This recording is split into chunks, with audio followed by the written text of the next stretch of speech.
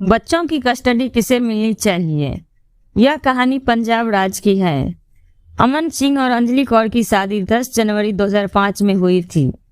उन दोनों ने अरेंज मैरिज की थी। उनका वैवाहिक जीवन कुछ खास नहीं था। ये दोनों अपनी शादी से खुश नहीं थे। जैसे तैसे उनके शादी के 10 साल हो चुके थे।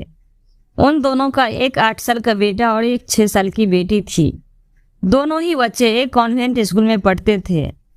बेटा 5वीं क्लास में था और बेटी 3री क्लास में थी। घर का माहौल ठीक नहीं था। अक्सर अंजलि का अपने पति और ससुर के साथ झगड़ा होता था।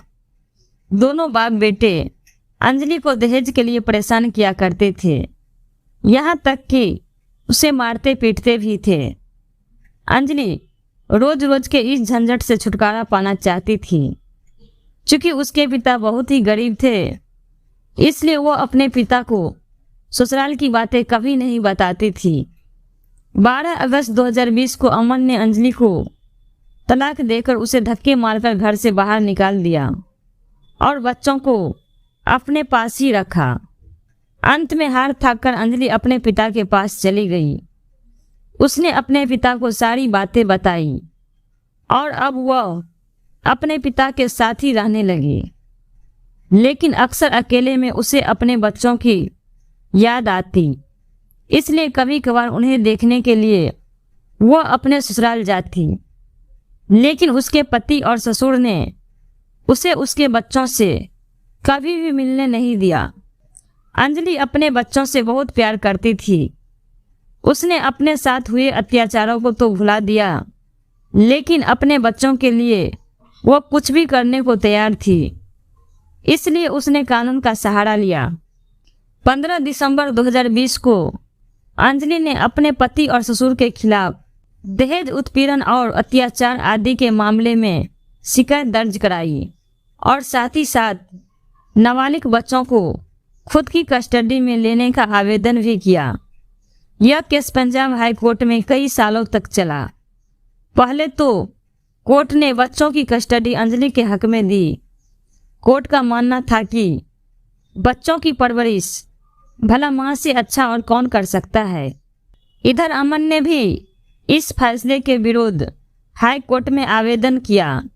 उसने कोर्ट को बताया कि अंजलि की आर्थिक स्थिति ठीक नहीं है। इस कारण न तो बच्चों को अच्छा भोजन मिलेगा, न ही अच्छे कपड़े मिलेंगे और न ही अच्छी शिक्षा मिलेगी। इसलिए बच्चों की कस्टडी तो उसे ही मिलनी चाहिए। हाई कोर्ट के जज ने कोई भी निर्णय लेने से पहले एक बार बच्चों की राय जानना जरूरी समझा। इसलिए उन्होंने एक पारिवारिक सलाहकार की नियुक्ति की। डॉक्टर गरिमा शर्मा ने बच्चों और मां के साथ भेंट की।